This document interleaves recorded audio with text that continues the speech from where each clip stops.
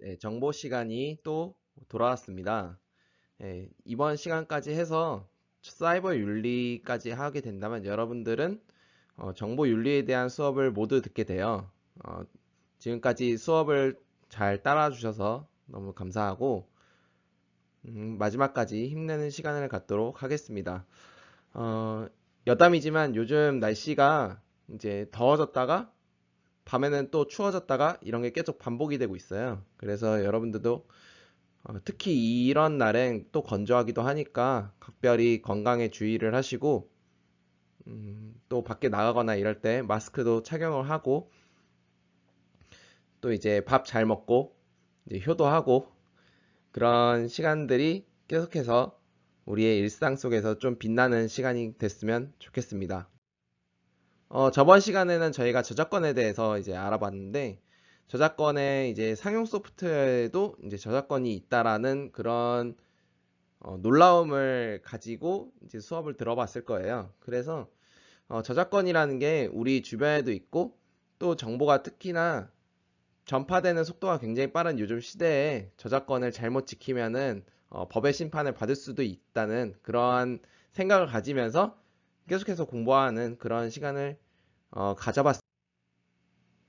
또 저작 인격권 같은 경우는 내가 나임을 어떻게 알아내는지 이제 사용자가 어떻게 나임을 알아내는지 그런 것들이 좀 더 포커스가 맞춰졌다면은 이번 시간에 사이버 윤리는 내가 어떤 정보를 수용하는 것이 아니라 내가 어떤 정보를 제공을 할 때 그러한 부분에 있어서 좀 초점을 맞추려고 합니다. 그래서 여러분들이 특히나 SNS나 아니면은 인터넷상의 정보 블로그나 아니면 유튜브나 이런 것들을 올릴 때 특별히 주의해야 될 점은 무엇인지 오늘 한번 사이버 윤리를 통해서 배워보는 시간을 갖도록 하겠습니다. 네, 저희가 교과서 39쪽에 있는 활동들을 한번 해보는 시간을 가졌는데요. 이제 구글 선문을 통해서 학생분들이 나의 정보 보안 지수가 어느 정도인지 한번 설문을 받아봤어요. 이제 여러분들이 잘 답변을 해주셨는데, 거기서 이제 특징적인 부분들만 몇 가지 한번 밝혀보고 한번 갈게요.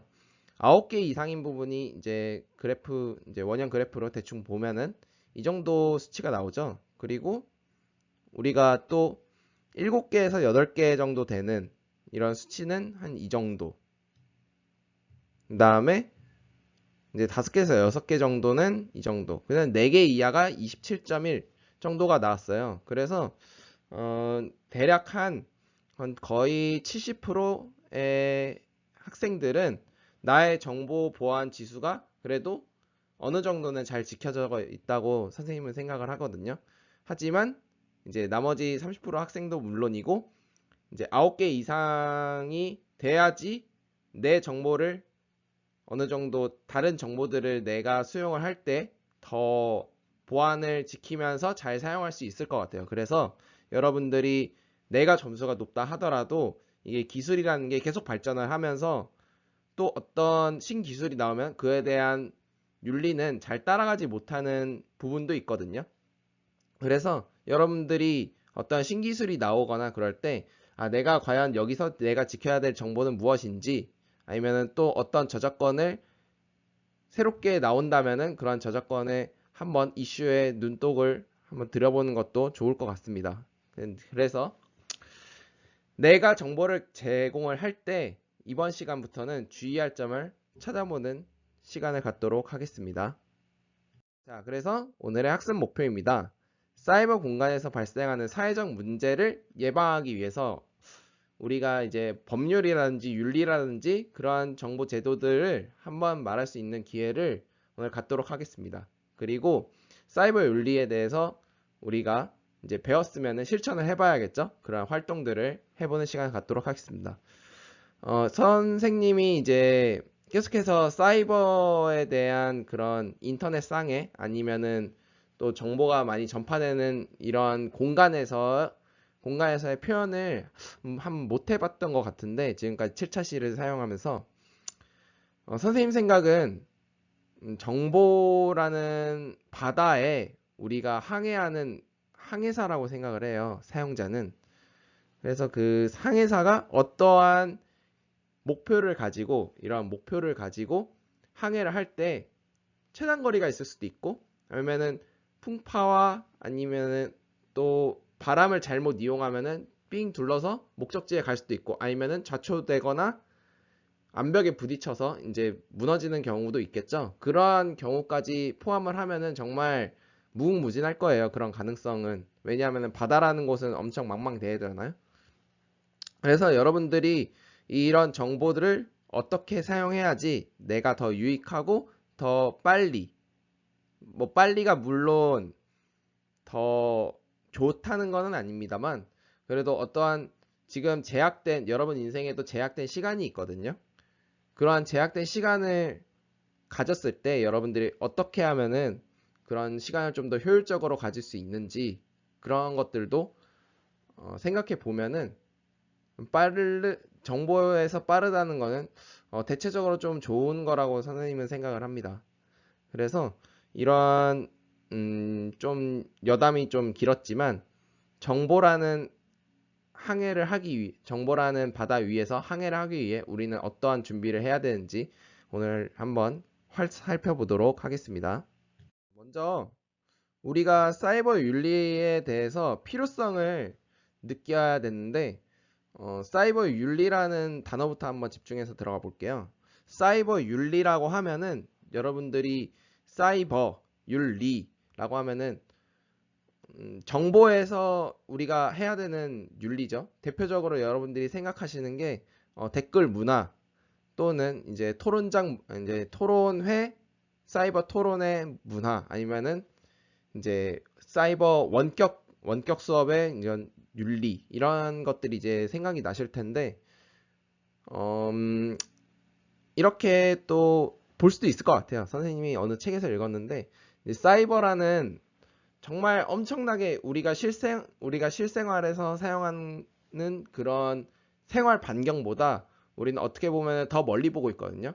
근데 거기에 우리는 고대 시대부터 계속해서 고뇌하고 또 창작을 하면서 이제 어떻게 보면 구태의연하게 계속해서 가져온 윤리라는 어떤 고대 율법서 같은 그런 개념이 있어요. 이런 개념들이 상충되는 단어들이 하나로 모여서 사이버 윤리라는 단어가 이제 나왔는데 그런 것을 통해서 이러한 상충되는 그런 단어들을 우리가 어떻게 하면 이해를 하고 또 와닿는지 그런 것도 한번 생각을 해봐야 될 것 같습니다.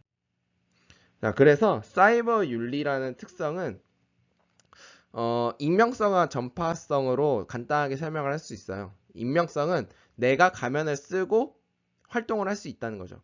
남이 나를 어떻게 보면은 알아채지 못하게 또는 나를 알아볼 수 없게 이제 생활의 법률이라는 게 이제 정해져 있잖아요. 그러한 법률을 이제 악용을 해서 익명을 요구하는 그런 사이트에 어떤 잘못된 정보를 퍼뜨릴 수도 있고 뭐 이러한 기존 윤리에 대해서 어떻게 보면은 한계를 가지고 있어요. 이 율법서가 현대로 지나오면서 점점 현대 사회는 빠르게 흘러가는데 율법서는 정말 느리게 개편이 되고 또 거기에 대해서 이제 최근에 민식이법 같은 경우도 되게 오래 걸렸잖아요. 이제 정보가 빨리 변하는 거에 비해서 법률이라든지 윤리는 되게 늦게 변하기 때문에 그런 것을 통해서도 이제 어느 정도 생각해 볼 여지는 있을 것 같고요. 그래서 익명성이라는 거는 여러분들 내가 가면을 쓰고 이제 활동을 하는 거예요. 그리고 전파성이라고 선생님이 얘기를 했는데 전파성은 정보가 이제 아까도 말했지만 정보가 빠르게 퍼져나가는 거를 뜻해요. 그래서 익명성과 전파성 이러한 두 가지 측면을 가지고 우리가 생활하고 있는 윤리에 대해서 좀 한계를 느끼는데 그러한 윤리를 이제 정보사에 적용하는 데는 어떻게 보면은 한계가 있습니다. 왜냐하면은 익명성이 있고 또 그거를 다중화를 하면은 이제 실제 한 사람이 그거를 잡는 데는 시간이 오래 걸리겠죠. 그런 것들을 통해서 이러한 사건이 발생되기 전에 우리가 막아야 된다라고 하는 그런 어떻게 보면은 사람으로서의 도리라고 생각을 할 수 있겠어요. 그래서 사이버 윤리를 기준으로 삼아 이제 올바른 시민 의식을 우리가 길러야 돼요. 뭐 이제 선생님이 자주 보는 유튜브 채널 중에 헬스 갤러리 채널이 있는데 이제 빡빡이 아저씨라는 분이 이제 계속 나와서 운동에 대한 것들 알려주고 한 이제 그런 내용들인데 그 중에 헬스장에 대한 문화도 이제 알려주신 적 있어요. 그러한 문화처럼 우리가 헬스를 하는데 되게 매너 있고 또 이제 다른 사람한테 피해가 안 가도록 하는 그런 문화를 가지려면은 거기에 대한 윤리를 우리가 심의 의식을 갖추고 있어야 된다고 거기서는 이제 또 말을 했거든요. 그런 것처럼 사이버 윤리에서도 헬스장처럼 우리가 심의 의식을 가지고 어떠한 기본 원칙, 뭐 시끄럽게 하지 않기, 뭐 헬스바를 이제 쿵쿵 대지 않기 이러한 원칙을 실천해서 이제 사이버 윤리의 역기능을 예방하기 위해서 우리는 노력을 해야 된다고 써 있습니다. 그래서 이러한 사이버 윤리에 대한 기본 원칙이 총 4가지가 있는데 어떻게 보면은 현실에서는 내가 피해를 안 받을 수 있어도 인터넷상에서는 그게 피해를 받을 수도 있겠죠. 그래서 이러한 것들을 뭐 사자성어로 하면은 치외법권이라고도 하는데 이런 용어들도 한번 유식하게 한번 기억을 해줬으면 좋겠습니다. 그래서 사이버 윤리와 관련된 법과 제도가 있는데요.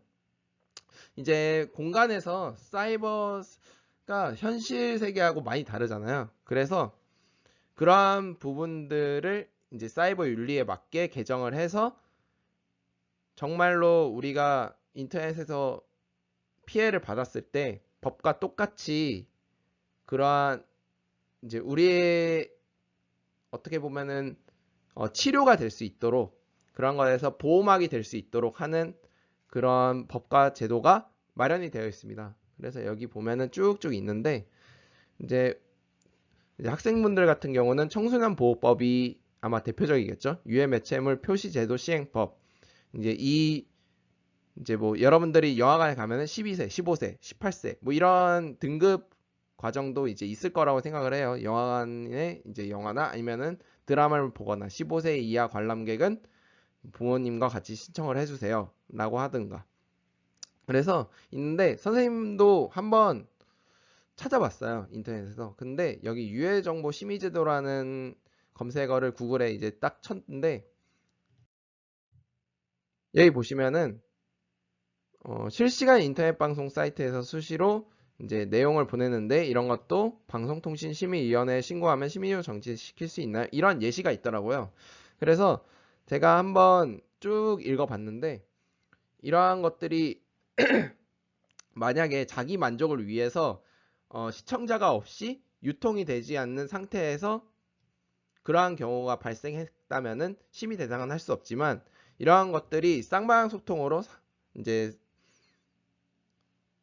시청자와 이제 나누는 그런 대화를 하거나 또는 이러한 것들이 요즘은 방송들이 이제 녹화를 하면은 그것들이 자동으로 이제 올라가서 다른 날에 보더라도 이제 그런 생방의 느낌을 이제 느낄 수 있더라고요. 그래서 이러한 것들이 만약에 주변에서도 뭔가 이런 방송이 우리 청소년들한테 되게 안 좋은 영향력이 있을 것 같다라고 하면은 그러한 것들을 캡처를 해서 방송통신심의위원회 쪽에 이제 보내면은 그런 거를 통해서 이제 여러분들께도 메일이 날라오겠죠. 그러한 것들을 심의를 받아들였고 또 이제 우리가 한번 검사를 해보겠다. 이러한 것들을 아마 여러분들도 체험을 하실 수 있을 거예요. 그래서 이러한 것들은 물론 어른들도 의식을 가지고 또 여러분보다는 어른들이 더 이러한 의식을 더 가져야 된다고 선생님은 생각을 해요. 왜냐하면은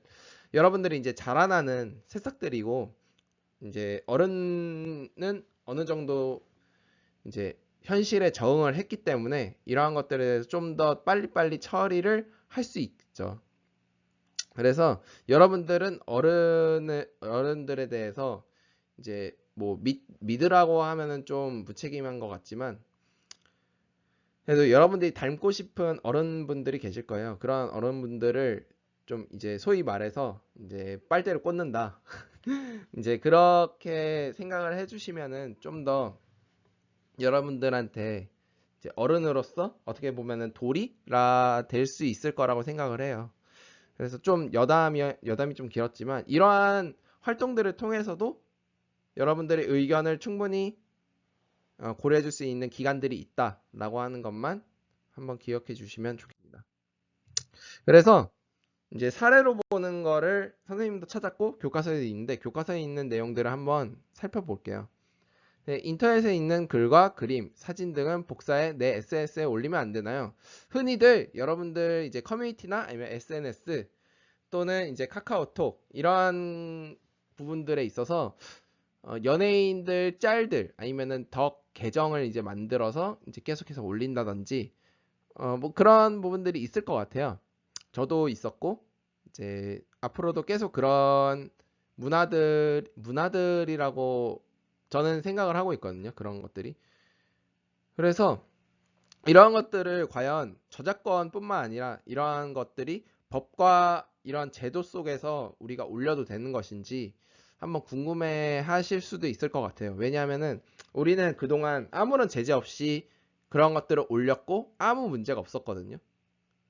근데 그런 것들이 관영에 문제가 생긴다면 우리는 어떻게 해야 될 것인가? 또 이런 것도 한번 생각을 해봐야 될 것 같아요. 그래서 한번 살펴보는 시간을 갖도록 하겠습니다. 네, 그러면 다음 한번 보시죠.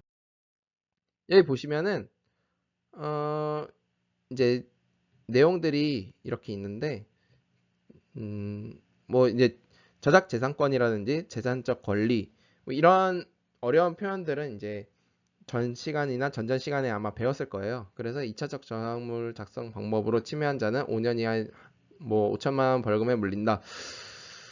민식이법이라든지 아니면은 엠번방 박사모 이런 이제 나쁜 사람들이죠. 그분들은 악인이고 악마고 그런 분들이 어떻게 보면은 죄송합니다.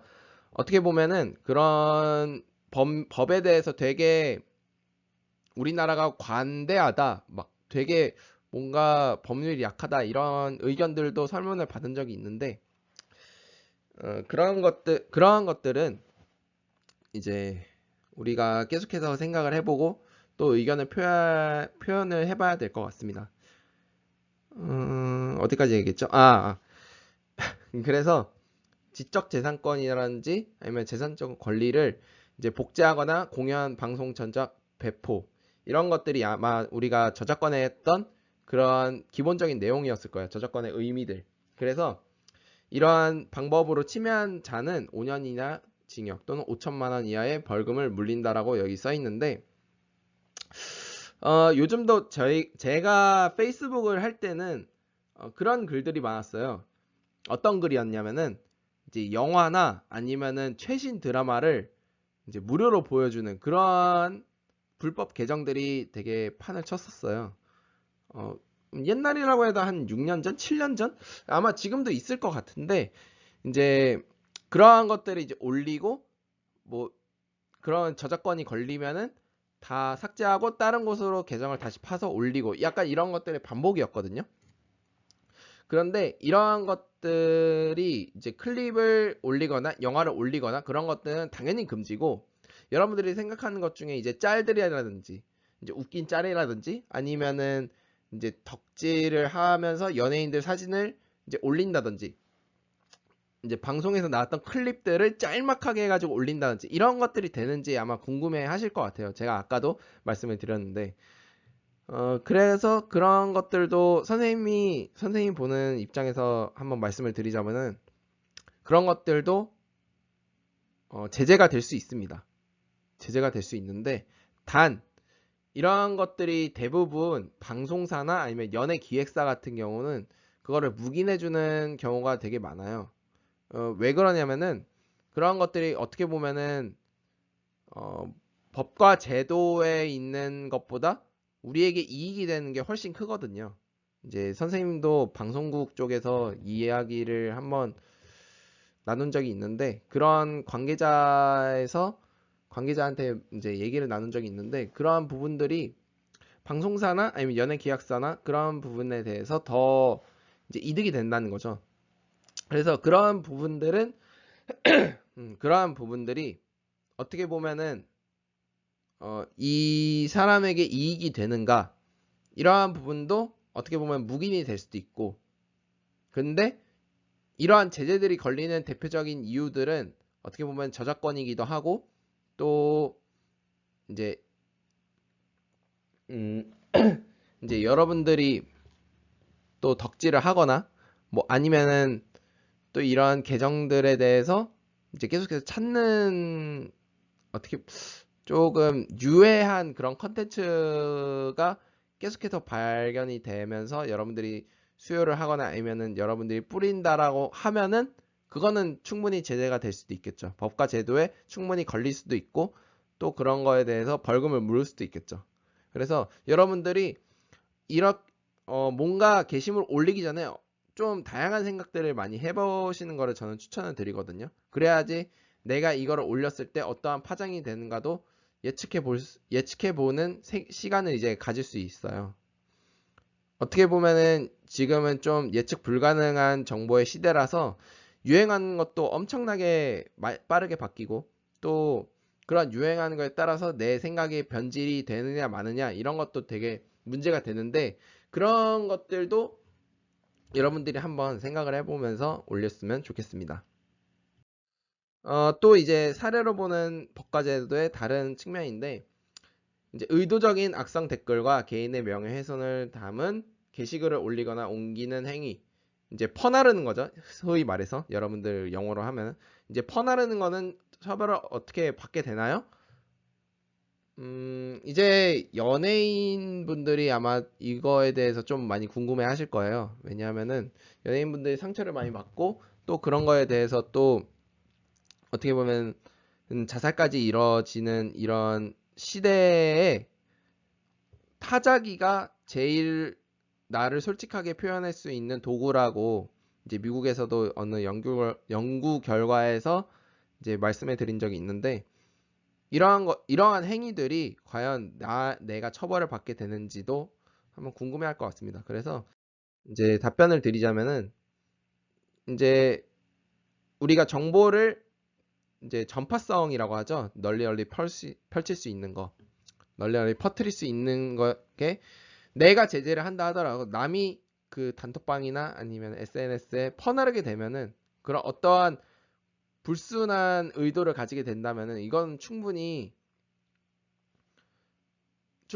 이제 벌금을 물릴 수도 있고, 또 타인의 비방할 목적으로라면은 더더욱 이제 그것이 죄송합니다. 네, 그것이 비록 내가 옳게 생각을 해서 퍼뜨리게 된다 하더라도, 정보통신망이라는 특성상 이게 허위사실이 적시된다고 하면은, 이 사람이 정말 나빠가지고 내가 허위사실을 하더라도 이 사람의 나쁨을 공개하고 싶어 라고 한다면은 그거는 안 된다는 거죠. 그거는 안 되고, 여러분들이 이러한 경우에 이제 7년 이하, 아까는 5년이었죠. 또는 5천만 원 이하의 벌금을 물린다라고 여기 저작권법에 이제 써 있습니다. 또 개인적으로 궁금한 게 있으면은 이제 저작권법 제 몇 조항 몇 항 이렇게 해서 검색을 하시면은 좀 더 이제 잘 나올 거예요. 그래서 그런 것들은 여러분들이 한번 찾아서 활동해 보는 시간도 마련해 보도록 하겠습니다. 자, 그러면은 우리가 정보를 생산하고 공유하고 또는 수용한 거를 다시 재배포를 할 때 어떤 기본 원칙을 해야 될지 한번 살펴보는 시간을 갖도록 하겠습니다. 먼저 존중의 원칙입니다. 존중의 원칙은 내 자신이 존중받기 위해서는 상대방도 배려해야 된다. 뭐 이거는 여러분들 윤리 시간이나 이런 때 한번 이야기를 들은 적이 있을 거예요. 내가 먼저 배려를 해야지 상대방도 나를 배려한다. 근데 미디어에서는 이러한 것도 있는 것 같아요. 몽둥이가 역사적으로 약이 있다. 뭐 이러한 것들이 있는데, 그때는 그때 시절에 향수 같은 게 있어요.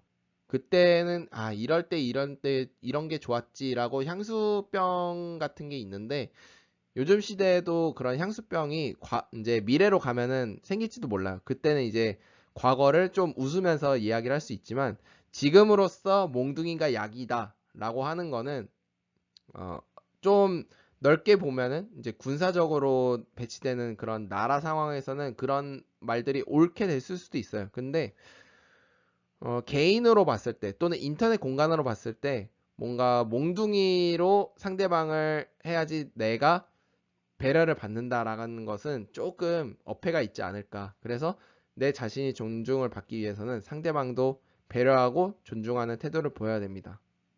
그래야지 나도 배려를 받을 수 있고 상대방한테도 배려를 하면은 나도 기분이 좋잖아요. 그러한 것들을 생각해 볼 수 있었으면 좋겠습니다. 또 게임을 하시는 여학생 분들도 계실 거예요. 게임을 하시고 또 이제 이제 그런 거는 좀 이제 뒤에 말하겠지만 부모님 안부를 묻는 경우도 이제 덜어 있더라고요. 특히나 롤이라든지 아니면 배그나 뭐 이런 게임들을 했을 때 그런 경우들이 있는데 그거는 이제 좀 이따 뒤에 내용을 보면서 우리가 보도록 해요. 네, 두 번째입니다. 이제 정의의 원칙이라고 있는데 다른 사람의 기본적인 자유와 권리를 침해하지 말아야 하며 이거는 이제 전전 시간에 배웠죠. 그리고 자신의 제공하는 정보에 대해 완전성과 공정성 등을 추구해야 된다.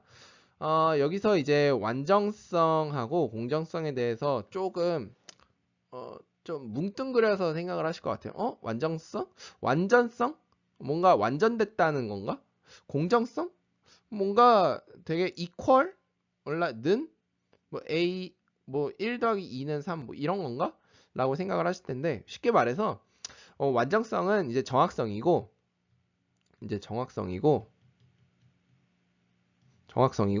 공정성은 진실이에요. 즉 내가 제공하는 정보가 정확한지 또는 이것이 진실인지 이러한 것들을 고려를 해서 전달을 해야 되고 만약에 그 정보에 다른 사람의 정보나 제3자의 정보 아니면은 내가 모르는 사람이라 하더라도 그러한 정보가 정말로 정직한지 정확한지 진실적인지 이러한 것들을 보면서 여러분들이 정보를 생산해서 공유를 해야 된다는 겁니다. 이러한 연예인들이 이제 댓글에 상처를 받고 또 자살을 하게 된 결정적인 이유가 내가 하지 않았는데 어느 사람이 악의를 품고 그런 가짜 뉴스들을 이제 퍼뜨려서 기자가 그런 것들을 그대로 옮긴다라든지 이러한 것들이 아마 내 손가락에 칼이 있는 듯한 그런 느낌을 받으신 적도 있을 건 잘 모르겠어요. 저는 그런 생각을 가지지는 않았는데 이제 여러분들이 이러한 책임에 대해서 좀 무겁게 가진다면은 저도 이제 좀 강의하다 보니 어느 글을 달 때 약간 좀 진중하면서 좀 되게 성실하게 달아야겠다라고 갑자기 생각이 드네요. 그래서 여러분들도 내가 솔직하게 말하는 게 다른 사람에게 엄청나게 칼을 꽂는 듯한 그런 느낌을 가질 수 있다라고 이제 생각을 하시고 이제 정직하고 또 진실되게 댓글을 달아주셨으면 좋겠습니다. 뭐 댓글을 다는 것도 포함이고 정보를 제공을 하는 그런 따뜻한 대한민국 만들었으면 좋겠습니다. 자, 세 번째로는 책임의 원칙입니다. 이게 색깔이 였네요. 세 번째는 이제 책임의 원칙인데요. 책임의 원칙은 내가 책임을 져야 되는 겁니다. 다른 사람이 챙겨주지 않아요. 부모님이 책임져주지 않아요. 책임져주지 않고 친구가 책임져주지 않아요. 교사가 책임져주지 않아요. 자신이 정보를 했고 그거에 대해서 파장이 일으켰다면은 내가 책임을 져야 돼요. 그러한 책임을 질 수 없는 행동을 하면은 안 된다는 거죠. 내가 책임을 질 수 없는 것 중에 이러한 생각을 가질 수 있는 분도 계실 것 같아요. 안 걸리면 되지. 안 걸리면 되지. 안 걸리고 내가 이익을 보면 되지 않겠어? 또 다른 사람도 누이 좋고 매부 좋고 얼마나 좋아. 하지만 이러한 정보들이 차차 모여서 나중에 나중에 어떻게 될지는 여러분들이 상상만 해도 알 것 같아요. 왜냐하면은 거짓 정보라는 게 이게 사실상 사람을 생명을 위협하는 거거든요.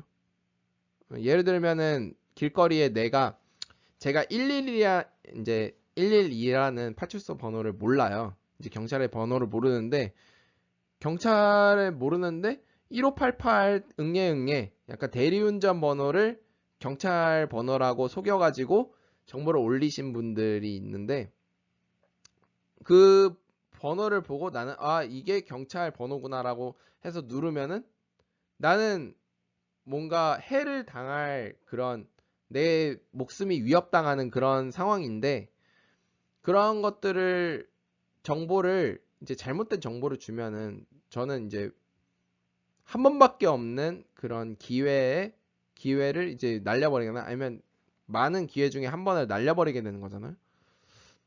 그런 것도 한번 고려를 해보면서 이제 책임지는 행동을 하는 여러분들이 되셨으면 좋겠습니다. 마지막입니다.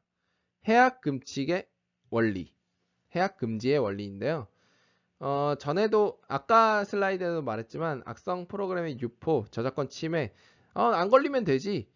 근데 여러분들 요즘 기업이나 이런 중소벤처기업이라든지 정보 유출 또는 저작권에 대해서 법률들이 점점 강해지고 있어요. 특히 회사에서 하는 법률은 사회가 정한 법률보다 훨씬 세게 형량을 주는 경우가 죄송합니다.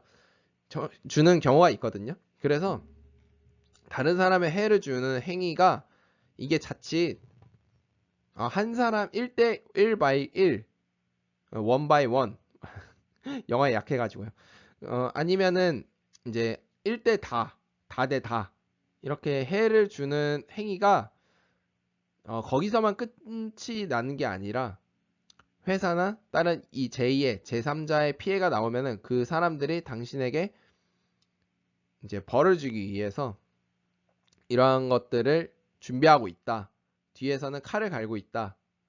뭐 칼까지는 좀 어폐가 있는 부분이고 어떻게 보면은 이제 그런 사람들을 보호해주지 않는다라고 생각을 해주시면 좋을 것 같습니다. 그래서 이러한 저작권 침해라든지 사이버 폭력 등과 같은 이런 것들이 다른 사람에게 했을 때 이런 이제 사회적으로도 좀 관용력이 이제 떨어지고 있는 것 같아요.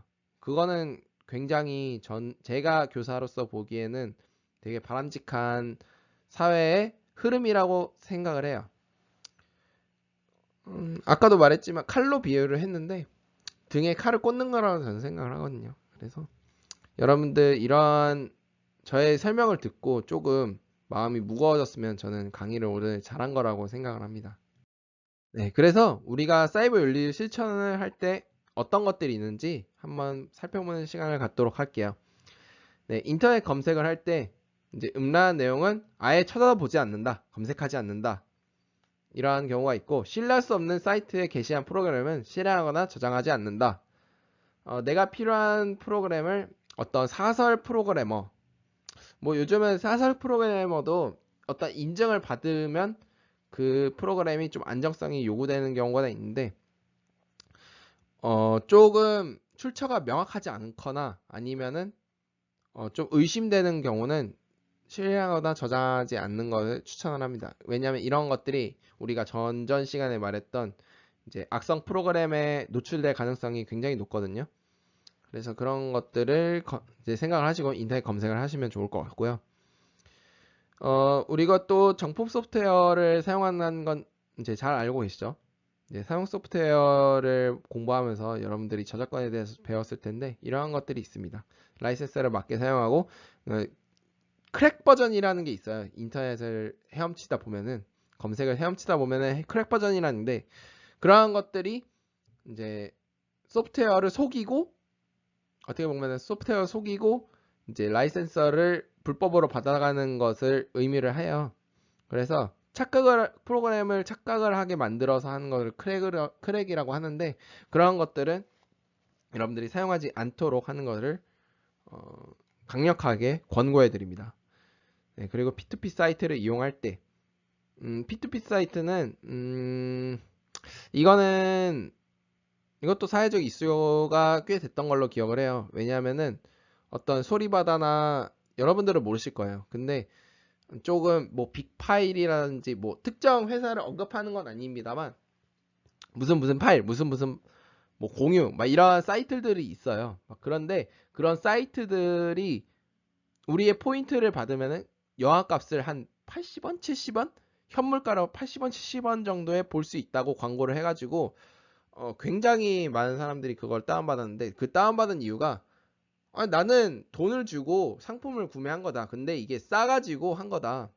그래서 이제 되게 내용들이 원피스 1화에서 뭐 180화, 뭐 70원, 뭐 이렇게 글을 올려놔요. 그래가지고 나는 사용자들은 내가 돈을 냈으니까 나는 당연히 이거를 볼 권리가 있다라고 하는데 이제 그런 사이트들은 계속해서 막히고 있지만 그런 것 때문에 영화 산업이 줄고 게임 산업이 줄고 내가 좋아하는 컨텐츠를 소비함으로써 그런 식으로 소비를 하게 되면은 시장이 위축이 될 수밖에 없다고 저는 생각을 하거든요.